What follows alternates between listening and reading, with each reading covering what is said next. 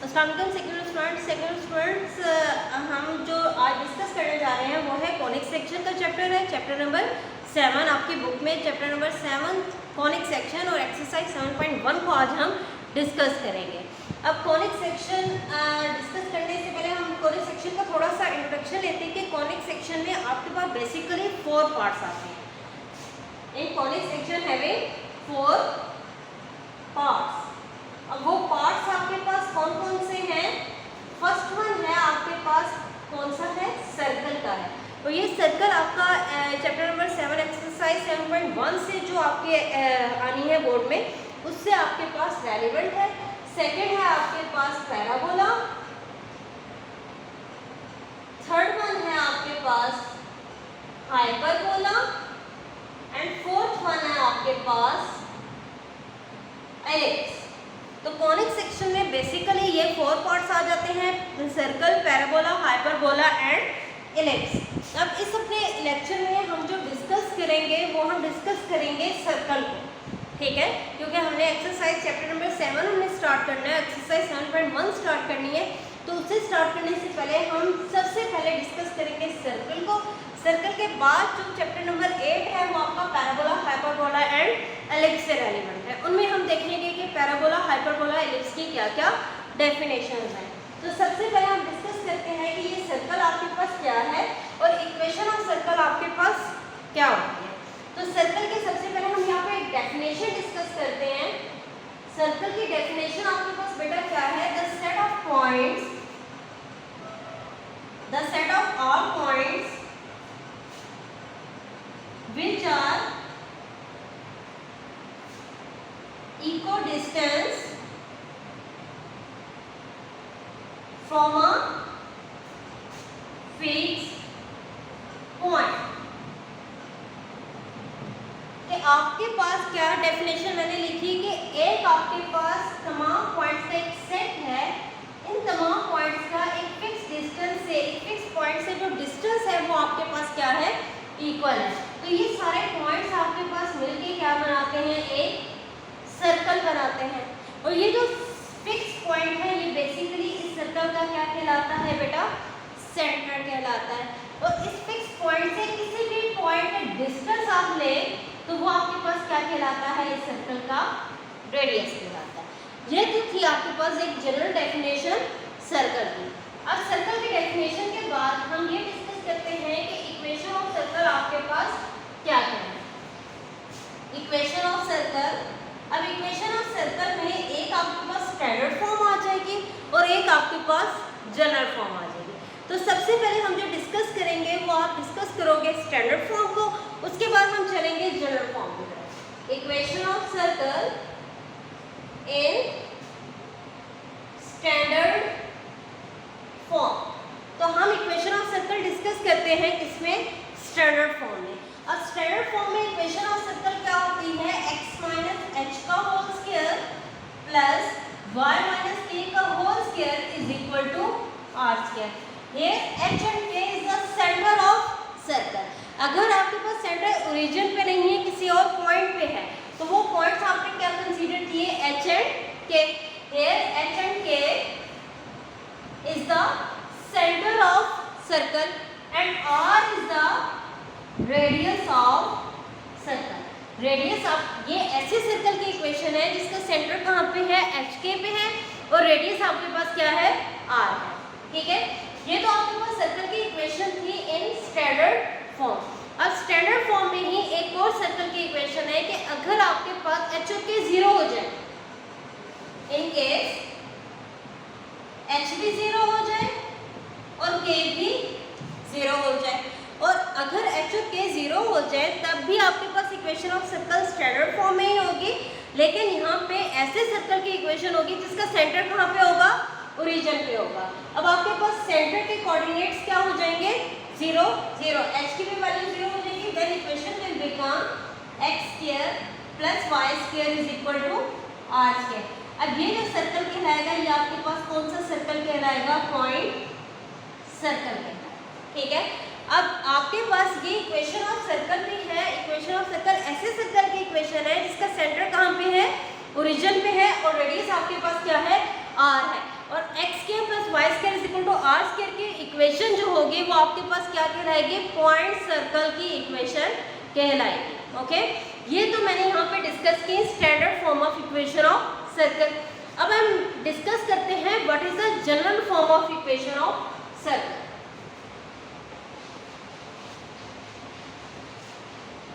Equation of circle in general form.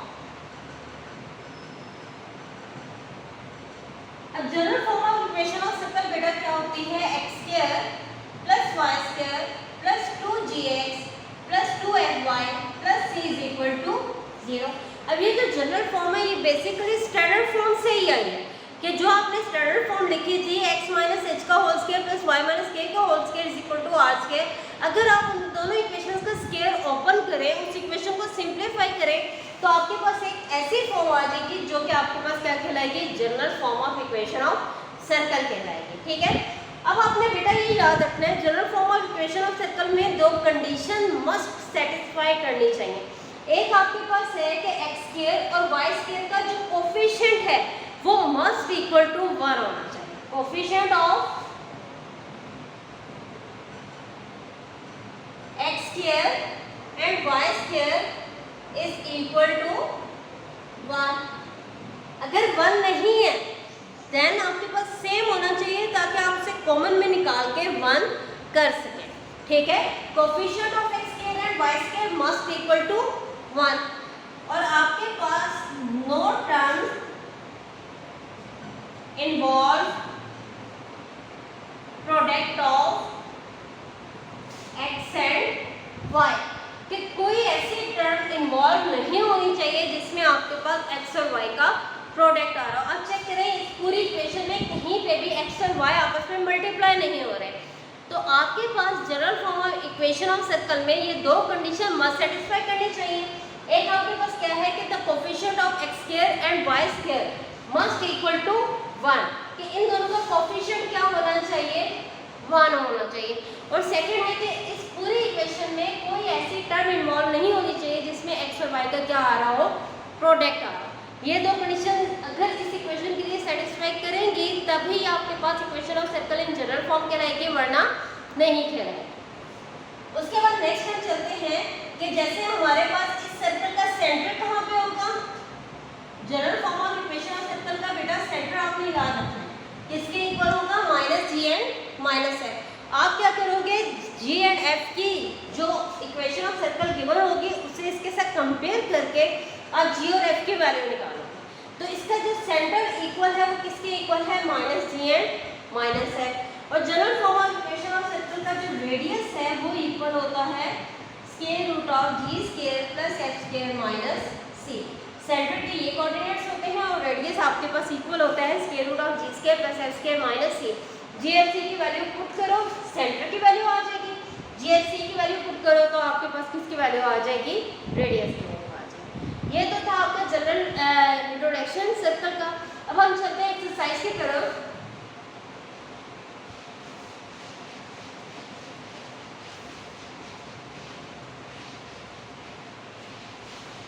Exercise 7.1, इसमें हम वो क्वेश्चन करते हैं जो आपके मॉडल पेपर में आए हुए हैं। बहुत इंपॉर्टेंट क्वेश्चंस हैं वो दो, तो वो दो क्वेश्चंस आपने लाजमी करने हैं क्योंकि वो आपके मॉडल पेपर में इंक्लूड है। मॉडल पेपर में जो क्वेश्चन नंबर सेक्शन 2 है वो है कॉनिक सेक्शन का, कॉनिक सेक्शन का सेक्शन है और उसमें आपके पास जो क्वेश्चन नंबर 1 और 2 है, क्वेश्चन नंबर 3 का पार्ट 1 और पार्ट 2 है, दोनों आपका 7.1 से आ रहा है। तो आपने कॉनिक सेक्शन का पार्ट 1 और पार्ट 2 एक्सरसाइज 7.1 से सर्कल का पार्ट है ये दोनों, तो हम इन दोनों पार्ट्स को डिस्कस करते हैं कि आपके पास क्या क्या है। सबसे पहले हम ये डिस्कस करते हैं कि क्वेश्चन नंबर 3 का पार्ट नंबर 1। पार्ट नंबर 1 में आपने ये डिस्कस करना है, find the equation of circle, find the equation of circle which passes through origin, which passes through origin and cut off equal intersects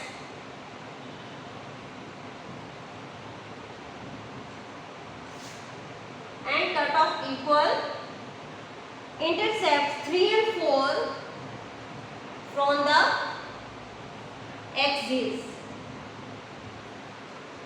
अब आपने इसमें करना क्या है, आपने इक्वेशन ऑफ सर्कल आपने फाइंड आउट करनी है।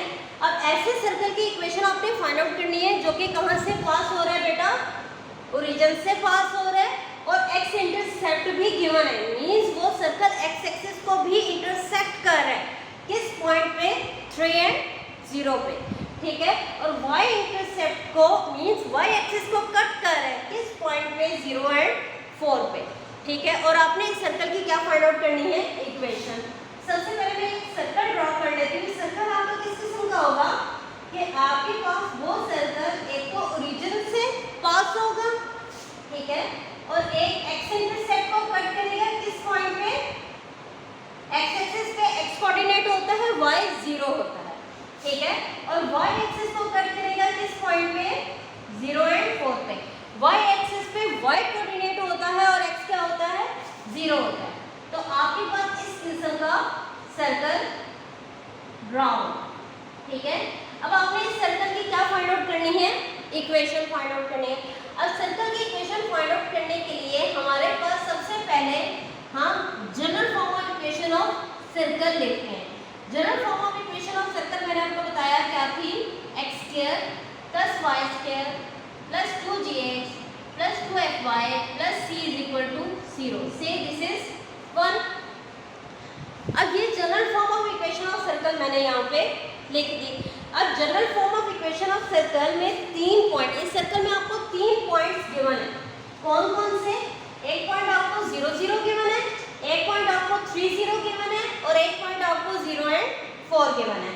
तो सबसे पहले ये जो सर्कल है ये कहाँ से पास हो रहा है, इट पासेस थ्रू 0 and 0। अगर ये पॉइंट सर्कल पे लाई कर रहा है तो इस पॉइंट को आप अपने सर्कल की इक्वेशन में पुट कर सकते हो, जैसे हम लाइन के लिए करते थे, चैप्टर नंबर 2 में करते थे। अगर आप कोई पॉइंट लाइन पे लाई कर रहा होता था तो आप उस पॉइंट को अपनी लाइन की इक्वेशन में पुट कर देते थे। अब क्योंकि आपका सर्कल में ये पॉइंट जो है वो आपका लाई कर रहा है, इस किस्म का आपका सर्कल बन रहा है, तो आप इस पॉइंट को, जो ओरिजिन के पॉइंट को अपने सर्कल की इक्वेशन में पुट कर सकते हैं। दोबारा से मैं सर्कल ड्रॉ कर रही हूँ।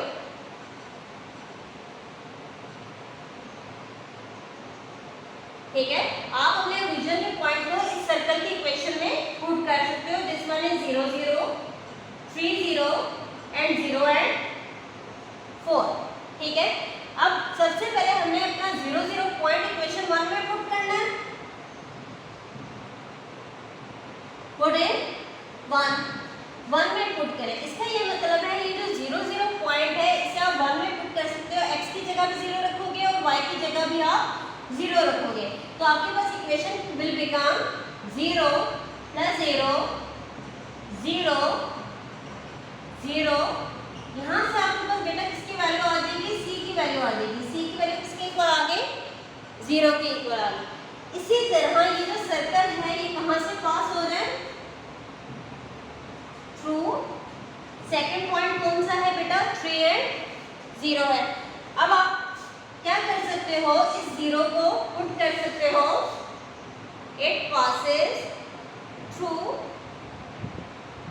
3 and 0।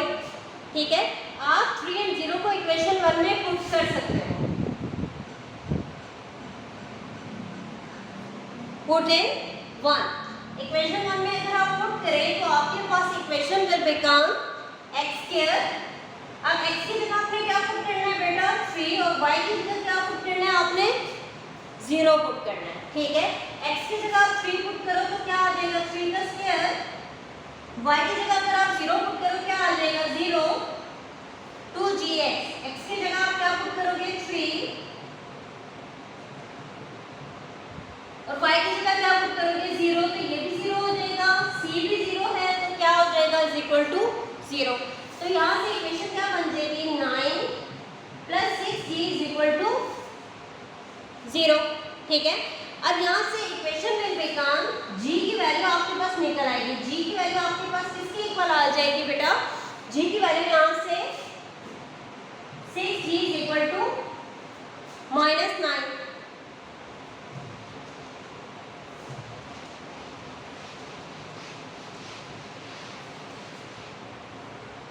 मैं यहाँ पे सॉल्व कर रही हूँ क्योंकि शायद आपको वहाँ से लिखने में मसला हो। मैंने क्या किया कि पुट वैल्यूज मैंने पुट की,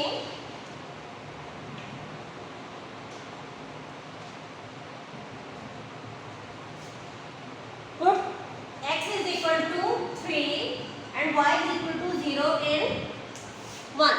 x की जगह मैंने 3 पुट किया था, y की जगह मैंने 0 पुट किया था, तो x की जगह 3 का square plus 0 plus 2g into 3 plus 2f into 0 plus 0 is equal to 0। ठीक है, यहाँ से मुझे g की वैल्यू मिल रही है, क्या आ जाएगा 6g is equal to 0, 9 plus 6g is equal to -9, -9/6, तो g की वैल्यू क्या आ जाएगी बेटा -3/2। c की वैल्यू 0 आ गई, g की वैल्यू क्या आ गई -3/2। अब इसी तरह मुझे x की जगह क्या पुट करना है इक्वेशन 1 में, x की जगह मुझे क्या पुट करना है, put x is equal to 0 and y is equal to 4 in 1। ठीक है, अब 1 इक्वेशन में दोबारा लिख रही हूँ x square plus y square plus 2gx plus 2fy plus c is equal to 0। अब x की जगह मुझे 0 पुट करना है और y की जगह मुझे 4 पुट करना है। 2 इंटू 0 2f इंटू 4 प्लस 0, क्योंकि c की वैल्यू मेरे first equation first value put करने से 0 ऑलरेडी आई थी, तो आपके पास क्या आ जाएगा 16 plus 8f is equal to 0। तो यहाँ से मेरे पास equation will become 16 8f minus 16, f की वैल्यू बेटा क्या आ जाएगी -2। ठीक है, then equation 1 will become x square plus y square plus 2gx plus 2fy plus c is equal to 0। अब मुझे यहाँ पे करना क्या है, g, f और c की वैल्यू पुट करनी है। c की वैल्यू फर्स्ट पार्ट में क्या आई थी 0 आई थी, g की वैल्यू क्या आ चुकी है -3/2 आ चुकी है और f की वैल्यू क्या आ चुकी है -2 आ चुकी है। ठीक है, तो अब तमाम वैल्यू इसमें अगर आप पुट कर दो तो 2g की वैल्यू क्या आई है -3/2 और f की वैल्यू क्या आई है बेटा, ठीक है 7 और c की वैल्यू क्या है 0। अब equation will become x square plus y square minus 3x minus 4y is equal to 0 which is required equation of circle. मैं इसी क्वेश्चन को दोबारा रिपीट कर रहा हूँ कि सबसे पहले मुझे general form of equation of circle मैंने लिखी थी, उसके बाद मैंने किया क्या था कि क्योंकि मेरे पास इस सर्कल पे 3 पॉइंट्स गिवन थे। कितने पॉइंट्स गिवन थे 3 पॉइंट्स। एक पॉइंट मेरे पास था ओरिजिन का, एक पॉइंट था एक्स इंटरसेप्ट का और एक पॉइंट था मेरे पास वाई इंटरसेप्ट का। तो 1 बाय 1 इन तीनों पॉइंट्स को मैं अपने general form of equation of circle में पुट कर सकती हूँ। सबसे पहले मैंने क्या पुट किया 0 0 पुट किया, क्योंकि मेरा सर्कल पास हो रहा था 0 0 से, तो वहाँ से मेरे पास c की वैल्यू आ गई। x की जगह भी मैंने 0 पुट किया, y की जगह भी मैंने 0 पुट किया, तो मेरे पास c की वैल्यू आ गई, क्या आ गई 0 आ गई। यहाँ से c की वैल्यू मेरे पास निकल आई। उसके बाद क्योंकि मेरा circle as circle passes through 3 and 0, क्योंकि मेरा 3 and 0 से पास हो रहा था, x की जगह मैंने 3 पुट किया, y की जगह मैंने 0 पुट किया, तो x की जगह 3 और y की जगह 0 जनरल फॉर्म ऑफ इक्वेशन से पुट करने से मेरे पास g की वैल्यू आ गई। g की वैल्यू मेरे पास क्या आ गई -3/2। और उसके बाद क्योंकि मेरा सर्कल पास हो रहा था किस पॉइंट से 0 and 4 से, तो x की जगह मैंने 0 पुट किया, y की जगह मैंने क्या पुट कर दिया 4 पुट कर दिया इक्वेशन नंबर 1 में। तो वहाँ से मेरे पास किसकी वैल्यू आ गई f की वैल्यू आ गई। ठीक है, अब मेरे पास f, g और c तीनों की वैल्यूज आ चुकी हैं। तीनों की वैल्यूज मैंने अपने general form of equation of circle में पुट की, तो वहाँ से मेरे पास रिक्वायर्ड इक्वेशन ऑफ सर्कल आ चुकी है जो कि मुझे फाइंड आउट करनी। ठीक है बेटा, ये आपका कॉनिक सेक्शन का क्वेश्चन नंबर 3 का पार्ट 1 है। ये बहुत इंपॉर्टेंट क्वेश्चन है, ये आपने लाजमी प्रैक्टिस में लेके आना। ओके, अब चलते हैं नेक्स्ट क्वेश्चन की तरफ।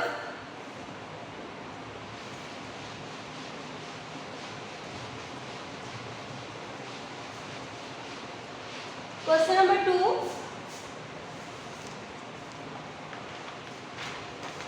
क्वेश्चन नंबर 3 का पार्ट नंबर 2 है,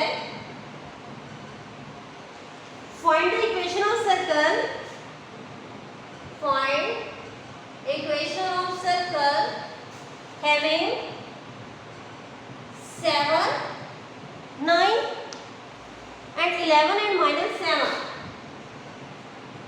are the end points of diameter।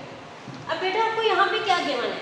आपको ये गिवन है कि एक सर्कल है जिसके 2 एंड पॉइंट्स गिवन है। एक एंड पॉइंट क्या है 7 and 9 और दूसरा एंड पॉइंट क्या है 11 and -7 और आपने सर्कल की इक्वेशन फाइंड आउट करनी है। तो इक्वेशन ऑफ सर्कल जब भी एंड पॉइंट्स ऑफ डायमीटर आपको गिवन हो तो आपने ये याद रखना है कि आपके पास इक्वेशन ऑफ सर्कल का क्या फॉर्मूला होगा, x minus x1, x minus x2, y minus y1, y minus y2 is equal to 0। ये इक्वेशन ऑफ सर्कल कब लगेगी? जब भी आपको and points of diameter given होंगे। तो आपके पास इक्वेशन ऑफ सर्कल क्या यूज होगी, x minus x1, x minus x2 plus y minus y1, y minus y2 is equal to 0। अब आपने करना क्या है, यहाँ पे x1, x2, y1, y2 की वैल्यू सिंपली पुट कर देनी है। पहले आप x1 की वैल्यू पुट करें बेटा, ये x1 है, y1 है, x2 है, y2 है। x1 की वैल्यू पुट करो, x minus 7, x minus 11, y minus 9, y plus 7 is equal to 0। Multiply करते हैं बेटा, x square minus 11x minus 7x plus 77 plus y square plus 7y minus 9y minus 63 is equal to 0। अब equation कर देगा हम x square y square को पहले लिखते हैं, 11x minus 7x